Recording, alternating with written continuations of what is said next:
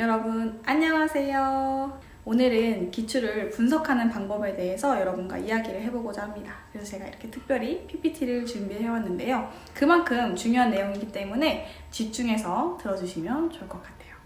우리는 시험을 잘 치는 공부를 해야 한다고 말씀을 드렸죠. 그렇기 때문에 더더욱 공부의 시작점은 이 기출에서부터 비롯되어야 됩니다. 그래서 제가 저번 영상에서 기출 분석하는 방법에는 두 가지가 있다고 말씀을 드렸습니다. 첫 번째는 바로 개념의 중요도를 분석하는 방법입니다. 기출에 어떤 개념이 주로 출제가 되는지, 그리고 그 개념을 어떻게 묘사하고 있는지 파악하는 겁니다. 그래서 우리가 주로 어떤 부분을 집중적으로 공부를 해야 되는지 알 수 있고요.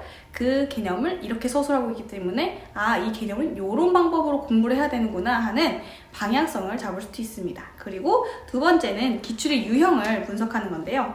유아인명은 특성상 주관식과 서술형이 주로 나오는 시험이지요. 그렇기 때문에 답안을 굉장히 정확하게 세밀하게 기술하는 것이 매우 중요합니다. 정답의 정확도를 높이는 것이 매우 중요한데요. 그렇기 때문에 어떤 유형들이 나오는지, 그 유형들은 어떻게 서술해야 되는지 자신만의 답안 기술 능력을 쌓아가는 것이 굉장히 중요합니다. 가장 먼저 기출 문제 유형을 살펴보겠습니다. 저는 크게 6가지 정도로 분류를 할 수 있겠더라고요. 그래서 그 6가지 크게 어떻게 분류가 되는지 살펴보고, 두 번째로 문제 유형별, 문제 서술 방식을 알아보겠습니다. 그 유형에는 또 정해진 서술 방식이 있더라고요. 그래서 그 서술 방식에는 어떤 것들이 있는지 말씀을 드릴 거고요. 세 번째는 2023학년도 기출 문제를 해당 유형별로 어떻게 분석을 하는지 제가 샘플로 보여드리는 시간을 갖도록 할 거고요. 마지막으로 이렇게 유형을 분류하는 방법을 알았으니 내 공부에는 어떻게 적용하면 좋을지 말씀을 드려보도록 하겠습니다. 제가 분류를 했을 때 이렇게 크게 6가지로 분류를 할 수 있겠더라고요. 그래서 물론 이 6가지를 벗어나는 문제도 있지만 대부분 이 안에서 출제가 되고요. 그리고 또한 이 6가지 유형을 결합해서 나오는 그런 문제들이 대부분이었습니다. 그러니까 이 6가지도 분류가 되거나 단답형, 기입형, 종합형을 묶거나 약간 이런 식으로 출제가 되고요. 그래서 이 6가지 유형에는 단답형, 기입형, 그리고 적용형, 그리고 해당 예시 찾기, 그리고 종합형, 문제 해결형, 고시문, 이렇게 6가지로 저는 분류를 해봤습니다. 가장 먼저 쉬운 유형인 단답형, 기입형에 대해서 말씀을 드리겠습니다. 단답형, 기입형에는 4가지 세부 유형으로 분류가 되는데요. 첫 번째가 문제 보기 직접 제시입니다. 문제나 보기에 해당 개념의 뜻이나 설명이 직접적으로 제시가 되어 있는 거예요. 그래서 문제나 보기에 해당 개념의 뜻을 풀이해놓고 이 개념은 무엇인가? 라고 묻는 유형으로 아주 단순한 문제 유형입니다. 그래서 문제는 어떻게 서술되어 있나 보니까 무엇의 명칭, 들어갈 이름, 들어갈 말, 원리, 명칭, 방법을 쓰시오라고 되어 있습니다. 문제 예시는 다음은 유아가 점토로 만든 자신의 모습이다. 분화기에서 주로 보이는 인물 표현 형태의 명칭을 쓰시오라고 되어 있습니다. 그래서 구체적으로 이 개념에 대한 뜻을 풀어놓고 이거 뭐게? 라고 물어보는 아주 단순한 유형입니다. 그리고 두 번째는 사례 보기 내에 기입하는 유형입니다. 그래서 본문이나 사례에 빈칸을 알맞은 말로 채우는 경우에요. 그래서 기입과 니은에 들어갈 용어를 한 가지를 각각 쓰고 라는 식으로 괄호 안에 기읍, 기호에 들어갈 용어, 말을 쓰시오 라는 서술 방식을 가지고 있는 문제입니다. 그 다음에 세 번째가 단순 암기 테스트를 하는 경우인데요. 연도나 교육부 자료에서 빈칸을 뚫는 경우나 직접적으로 물어보는 경우입니다. 그래서 기획에 해당 연도를 쓰시오, 교육과정에 편성에서 제시된 1일 시간 편성 기준을 쓰시오 라고 대놓고 너 이거 외웠어? 라고 물어보는 유형입니다. 그래서 이거는 암기만 되어 있으면 맞출 수 있는 유형으로 법이나 어떤 연도, 교육부 자료, 안전에서 많이 출제되는 유형이라고 할 수 있습니다. 그리고 마지막으로는 순서 배열하기가 있는데요. 순서에 따라 기호를 나열하도록 하는 경우입니다. 그래서 디귿에서 미음을 활동 단계에 맞게 순서대로 기호를 쓰시오 라는 것으로서 그냥 순서대로 기호, 단계에 맞게 기호를 쭉 나열하면 되는 것입니다. 그래서 암기만 되어 있으면 이것도 쉽게 풀 수 있는 부분이라고 생각을 합니다.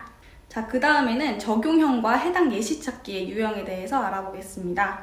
첫 번째 적용형은 두 가지 세부 유형으로 나눌 수 있는데요. 첫 번째는 사례에서 개념을 도출해야 하는 경우이고요. 두 번째는 개념에서 사례를 도출하는 경우입니다. 그래서 문제를 보면 홍 교사와 최 교사의 대화에서 공통적으로 나타나는 기획 사상가의 교육 원리 한 가지를 쓰시오입니다. 그래서 문제는 어떻게 서술되어 있냐면 뭐뭐에서 나타나는, 설명하는, 해당하는 용어, 원리, 개념을 쓰시오라는 거예요. 그래서 뭐뭐에서 나타나는, 뭐뭐에 해당하는 라는 서술 방식을 가지고 있고, 그래서 어떠한 사례나 대화를 보고 해당 개념을 떠올릴 수 있는 것이 매우 중요합니다.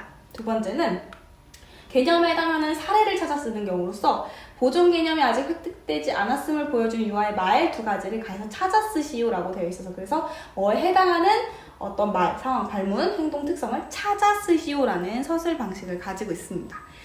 그리고 마지막은 해당 예시 찾기인데요. 개념에 대한 예시를 찾는 거예요. 근데 개념에서 사례를 찾아 쓰는 것보다는 전부 찾아 쓰는 것이 아니라 해당 개념에 정확한 해당하는 것을 찾아서 뽑아서 작성해야 되는 경우입니다. 그래서 환경인 세물에 해당하는 예를 A에서 두 가지 찾아 쓰시오라고 되어 있어요. 그래서 뭐뭐에 해당하는 내용 사례 예를 몇 가지 찾아 쓰시오 라고 찾아 쓰시오라는 서술 방식은 비슷하나 이거는 그대로 모든 것을 찾아 쓰면 되고, 이거는 문장, 그 상황을 그대로 찾아 쓰는 것이 아니라 해당 개념의 것을 정확하게 뽑아서 그것만 작성해줘야 된다는 점에서 차별성이 있다고 보시면 되겠습니다. 자, 그리고 종합형입니다. 이 부분이 매우 중요한데요. 왜냐하면 이 부분이 가장 난이도가 있는 유형이고 여기서 많은 수험생의 점수가 오답이 갈리는 그런 문제 유형이기 때문입니다. 그래서 총 6가지의 세부 유형으로 나눠봤고요. 첫 번째부터 살펴보면 이유와 근거를 쓰는 것입니다. 그래서 답으로 작성한 이유를 해당 답의 개념과 본문의 내용을 적절히 결합하여 논리적으로 작성해야 하는 경우예요. 그래서 문제 예시를 보면 피아제의 도덕성 발달 이론에 따르면 니은과 디귿은 선재와 은하가 몇 단계임을 보여준다. 몇에 들어갈 말을 쓰고 몇 단계로 판단되는 이유 한 가지를 유아별로 각각 쓰시오라고 되어 있어서 어떻게 서술되어 있냐면 보통 뭐에 근거하여 뭐의 이유를 쓰시오, 설명하시오, 서술하시오라고 되어 있습니다. 그래서 이유를 쓰게끔 하는 문제예요. 그래서 답으로 작성한 이유를 해당 답의 개념과 본문에 반영되어 있는 그 부분을 적절히 찾아서 논리적으로 결합해서 써야 되는 그런 유형입니다. 두 번째로는 이유를 찾아 쓰는 건데요. 답에 대한 근거, 즉 이유가 본문에 있는 경우예요. 이거는 이유를 내가 논리적으로 작성해야 하는 경우고, 두 번째는 이유가 본문에 있는 경우라서 이유를 찾아 쓰시오라는 서술 방식을 가지고 있습니다. 특징 단계 및 개념 정의를 쓰는 유형입니다. 그래서 어떠한 개념의 특징과 정의를 서술하는 경우에요.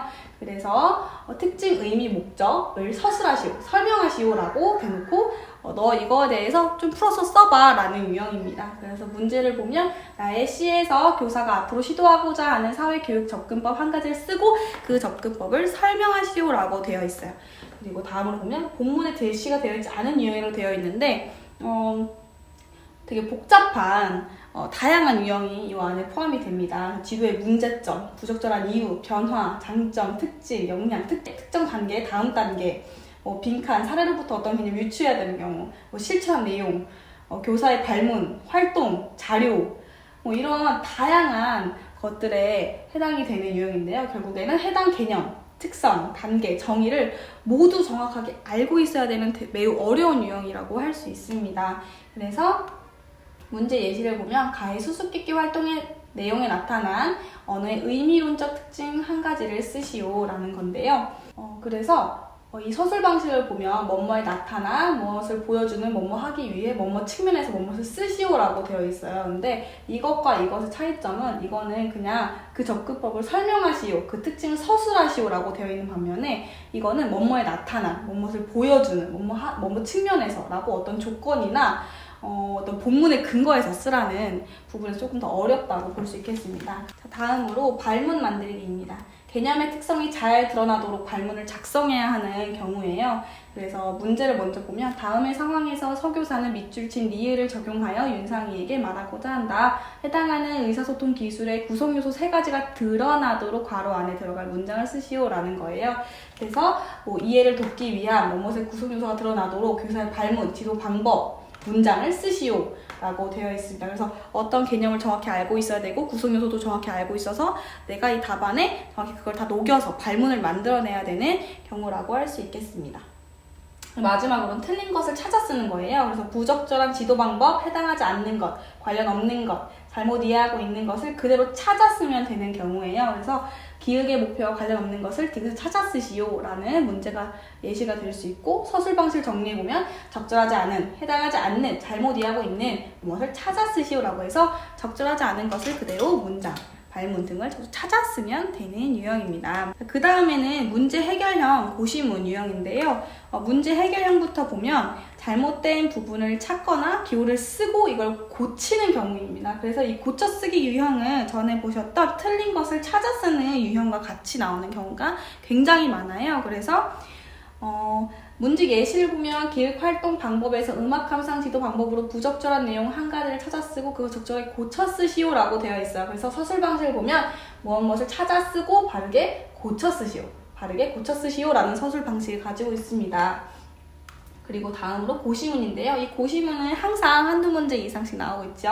그래서 다양한 유형으로 출제가 되고 있고, 기편, 그대로 쓰는 거, 찾아 쓰는 거, 고쳐 쓰는 거, 수준별 차이, 범주와 세부 내용 및 내용, 지도서에 근거한 지도 방안 등등등 아주 다양한 유형으로 출제가 되고 있고, 그래서 문제 예시를 보면 김교사가 니은을 계획할 수 있었던 근거는 3에서 5세 누리과정의 운영에 다음과 같이 제시되어 있다. 1에 들어갈 용어 한 가지를 쓰시오 라는 문제를 될 수 있겠습니다. 고시문은 워낙 다양한 유형으로 출제가 되어 있기 때문에 그 고시문 토시가 틀리지 않고 정확하게 외우는 연습과 그리고 그 고시문 해설을 정확히 알고 계셔야 된다고 생각을 합니다. 제가 오늘 2023학년도 교육과정 A형을 같이 유형별로 분류하는 그런 걸 해보려고 했는데 너무 보이지 않아서 제가 추후에 이거는 화면 녹화로 잘 보실 수 있게끔 따로 제작하여 올릴 때 조금만 기다려주시길 부탁드립니다. 자, 마지막으로 내 공부에 어떻게 적용하면 좋을지 이야기를 해보도록 하겠습니다. 이렇게 기출에도 유형이 있다는 걸 알았기 때문에 어떻게 답안을 작성하고 기술해야 할지 궁금하실 것 같아요. 그래서 그거를 연습해보는 과정이 필요하다고 생각이 들고요. 좀 더 구체적으로 말씀을 드리면 나만의 유형으로 재분류를 해보는 것도 좋을 것 같아요. 제가 분류한 걸 보셔도 되지만 내가 분류해봄으로써 머릿속에 재구성이 되고 그렇게 재구성이 되면 더 기억하고 이해하기 쉽기 때문이에요. 그리고 두 번째는 합격생의 분류표를 참고하라고 되어 있는데요. 저번 영상에도 말씀드렸다시피 크몽에 가시면 제가 효율적으로 공부하는 방법을 전자책으로 써서 올려두었어요. 거기에 제가 합격하기 전에 공부하면서 정말 다 기출 문제를 다 분류를 해놨거든요. 아까 말씀드렸던 기준에 맞게끔. 그래서 시간이 부족한 초수나 일병행, 유가마 이런 선생님들은 제가 분류해놓은 거 참고해서 빠르게 공부해보시면 좋을 것 같습니다.